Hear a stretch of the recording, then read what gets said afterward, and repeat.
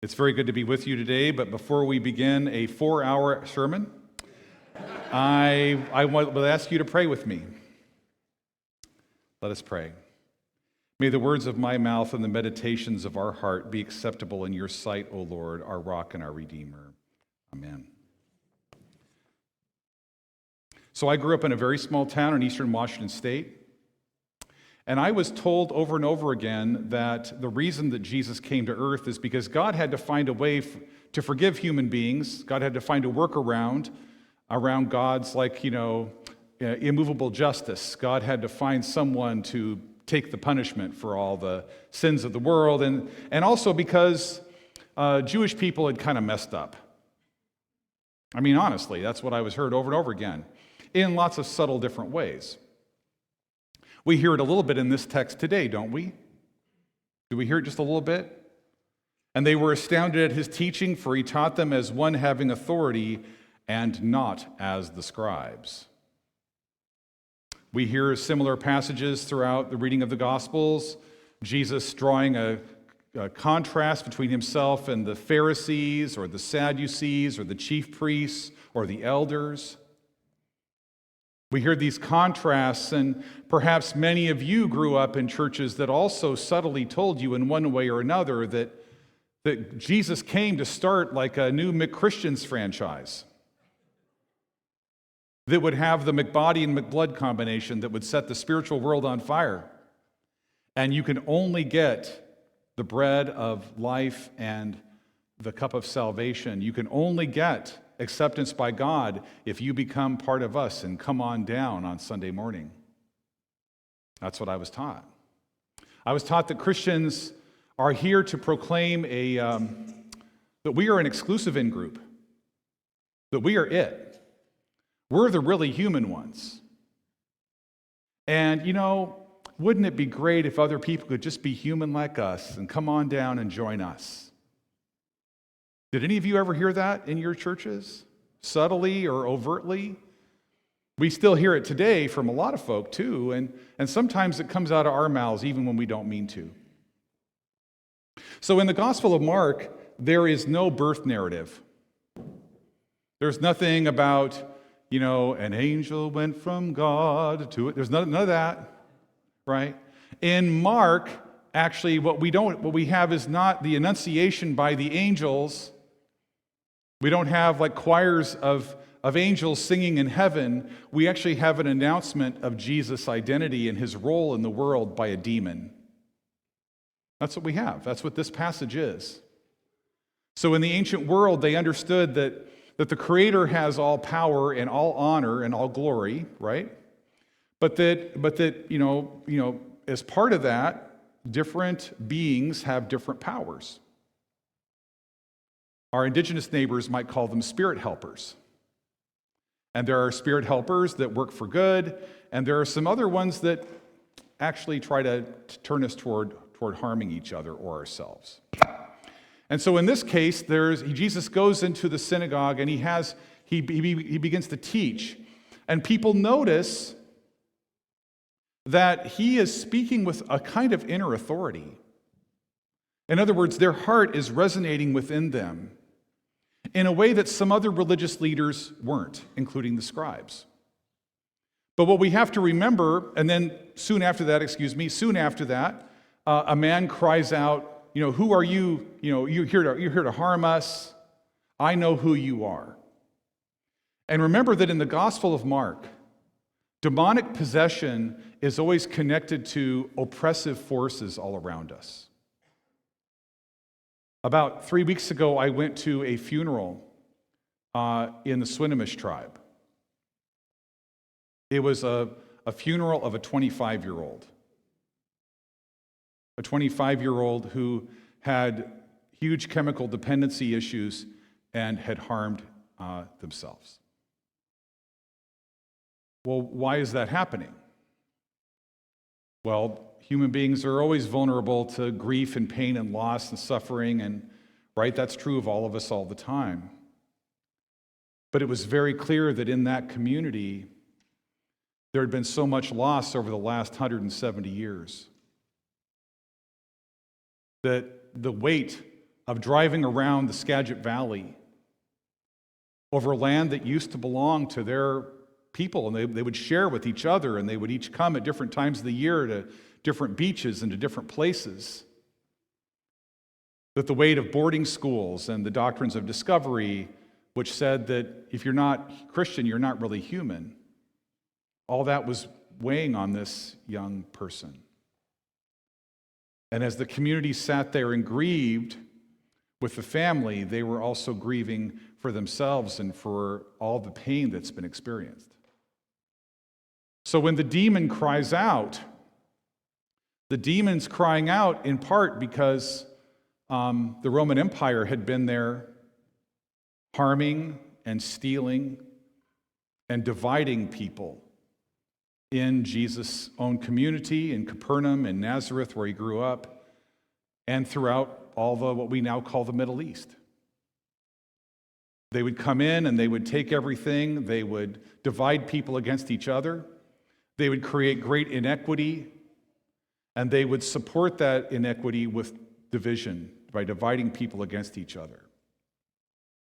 And what the people are saying about the scribe isn't that all of Jewish law or teaching was wrong, it's just that somehow the scribes were inadequate to the problem. Because what I found out both in seminary and in my work in scholarship since then really isn't that Jesus came because the Jewish people were unfaithful. It's because the Roman Empire posed a threat to the people of Israel and to their tradition. And some of the religious leaders were not up to the task. And that's true of every religion. That's true of every time. I mean, there was a Buddhist back in the last decade, a Buddhist leader who talked about Muslims as if they were dogs. Right? There have been atheists that do that kind of thing. There's been Christians that have done that kind of thing. Leaders that are not quite up to the challenges of the day. And so, yes, they did have a critique of the scribes as a leadership group within the people of Israel, but this text is not implying that Jewish people and Jewish leaders and Jewish theology and Jewish tradition are wrong or bad or inadequate. It's just that sometimes some of the leaders failed to grasp the depth of it and how we could handle the impact of the Roman Empire on the people of Israel at that time. So, this is not an anti-Semitic thing for Jesus to debate with scribes. It is not anti-Semitic to debate with the Pharisees, any more than it's anti-Lutheran for Lutherans to debate with each other in a Sunday school class. But one of the things that I think is true about human beings is that we can kind of get this gut reaction when we come in contact with someone who's part of a different group or perceived to be a different group. And it's pretty easy for us to want to defend our group and to think, well, that other group over there is a threat to us. And we're really the best. We're the ones that really have the righteousness. We're the ones that really strive for goodness and peace in the world. And when we hear a negative story about another group, we think, well, that's just what all those people want to do. And what I'm describing here, of course, is what's happening in our country right now, not just with respect to Muslims and Jews, but with respect to all kinds of people. We have two key issues happening in our country right now at the very same time. We have a huge inequity problem in this country and in the world. Not everyone has access to the basics of life and to opportunity to be what they can be and to offer their gifts and develop their gifts for the broader community. That is just true. But we also have, at this moment of time, a huge division issue. We're so polarized that we can't hardly handle it when someone is different or someone believes differently or has a question that we're uncomfortable with. So much so that we cannot talk to our friends about certain hot-button issues. Tomorrow morning, I'll be having some time with my brother, who he and I have some significant political differences, and I am anxious to have the conversation. I'm anxious about it. And if we think about it a little bit, isn't all of that kind of demonic working on us? Isn't that kind of like dividing us one from another? Isn't that kind of separating us from our identity as God's holy and beloved children? Isn't that kind of separating us from the idea that not only did God create us, but God created people of every religion and every culture on the planet? And God continues to love them. Is not that anxiety and that fear kind of working on us a little bit? Isn't it driving us apart or to withdraw from conversations? So after the terrible incidents of October 7th, as an interfaith leader, there was a lot of pressure on me to come out with a statement, right? Because I have a blog post, and I have an email that goes out every week. And people were saying, Terry, what are you going to say about Israel, and what are you going to say about Hamas? Because there is part of this like dynamic of polarization is this desire in us to like claim the moral high ground over other people and to be right. Often without knowing anybody in the impacted communities at all. And so I really wrestled with it that week. What do I do? Earlier, Hannah spoke about how she couldn't have probably even talked about the issue of Israel, Palestine, and Hamas until like just this last month. But the reason is because she knows people on every edge of the issue. So I tried to figure out what to do. So what I decided to do was on the Friday after the 7th, I went to a mosque in Redmond. And I was there for 3 hours. And I listened to how they were feeling. I talked to the imam. I talked to some of the board members. Had lunch with them. And I talked to probably 20 Muslims. And they all said, oh, thank you for being here. And I said, well, I had to come. And I said, and tonight I'm going to go to a Shabbat service just across town. And every single one of them went, oh, thank you for doing that. They must be feeling so alone and afraid, and they must be grieving so much right now. So I went and got a little something to eat and recovered because it was painful. And I went over to a Shabbat service, and I had dinner with a couple of rabbis, and I talked to about 20 people before and after the service. And they said, thank you for being here. And I said, well, I had to come. And I said, I want you to know that I was at the mosque this afternoon. And every one of those 20 people who were experiencing so much heartbreak at that moment said, oh, I'm so glad you did that. Because they've got to be feeling so lonely right now. They've got to be feeling so afraid right now. Do you see what happened there? I was able to help them see each other as communities that had compassion for each other. But the only way that happened is if I showed up. And so since then, I've been encouraging Lutherans and Episcopalians and Christian communities all across the board, yes, to study the issues and understand the history of the Middle East and all that sort of stuff, and talk to your legislator about your perspective and be an active part of this democracy. That's really great. To bring the best you have out of your tradition, out of our beautiful Lutheran tradition, to bear on the ethical issues involved. To remember that Gazans and Palestinians and Israeli Jews and Israeli Christians and Palestinians are all beautiful, and they're all God's holy and beloved children, just like we are. Do all that. But then go and be with them. In the 2 months following October 7th, both Jews and Muslims each experienced over 2,100 violent incidents toward their community in the United States. because the demon of inequity and the demon of divisiveness have gotten a hold of us. We've begun to see other people as less than human if we can associate them with violence somewhere else, if they're not like us in some way. And that this is a moment when our Jewish and Muslim neighbors do not simply need our ethical reflection, but they need our actual physical presence.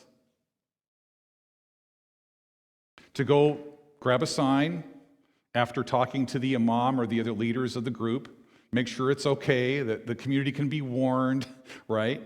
And stand outside the mosque for Friday prayers and say, we welcome our Muslim neighbors. And then go have a little coffee or have something to eat, and then show up at a Shabbat service. Hold a sign and say, we are so glad you're our neighbors. Because I will tell you, both communities feel alone right now. They feel desperately alone. And they wonder if any of their interfaith partners, they wonder if any of the other traditions in this country care about them at all. And it is not our marvelous Lutheran brains that they need, right? It's our marvelous Lutheran hearts that they need. The prerequisite for Jesus to heal that person of demonic possession was not simply his status as announced by the demon as being a holy one of God. What was the first thing that needed to happen for that healing event to take place? He had to show up, right? He had to show up. One of the members of the congregation, Judith, said this. She came up after our little attempt at a 45-minute introduction to how to think about Israel and Gaza, and she said, what we really need right now is for us to show up for people. And when we do, it's not simply the demonic power of divisiveness that's going to go away. It's not simply the demonic power of our loneliness and our isolation from each other. It's not only the fear of those communities about whether or not we're going to stand up for them. It's going to be our demon of thinking that we can't make a difference in the world. So last thing I'm going to say is this. I was at a Christmas party about 4 years ago, and I'd been working to counter anti-Muslim bigotry. I've done 90 presentations, 90 big public events across the state and across the country. And of course, the reason you didn't hear about any of them is because the news media doesn't like good news. Because they make their money not off your heart or your mind, but off your amygdala, off your fear center, right? So this friend walks up to me and he says, well, Terry, how's your work going? He says, have you solved anti-Muslim bigotry yet? Well, that's what I went to a Christmas party for. Have I solved it yet? One of our maybe demons is that we think we got to solve things in order to start working on them. So the first thing we got to do is show up and to be clear about why we're there. We're just here to support you amid all the tensions in the world. We're here to support you because you're our neighbors. We're here to support you because you all do great things in the community, and we appreciate that you're part of us in this neighborhood, in this city, in this country. And you know what will happen when you do that? Some of the fear and the demonic sense of the divisions and the inequities of the world and our sense of powerlessness about everything as we sit and watch cable TV or scroll endlessly on Facebook or doom scroll on our news apps or newspapers, if you're still doing that, right? Is some of our own, sense of powerlessness will go away. Because the first thing that made that healing event possible in Capernaum was that Jesus showed up with people. And that's what I want to encourage all of you to do. Find a way to reach out to these local communities and let them know that you are there with them. And if you can't stand in the street corner, well, you can write cards to them, after church some Sunday. You can raise some money to help them defray their security expenses, because all of them are spending like $1,000 a week on security. You can write a newspaper article, an op-ed to the newspaper, or a letter to the editor. You can talk to your friends about your human being friends that are right now under this kind of pressure. And when we do, what may happen is that people in our neighborhoods might say, well, that church is just, there's something going on there. Somehow the power of God is at work, not just to point fingers, but to join hands with people who are different and to thank the Creator that they're different and that they're part of our neighborhood. Amen.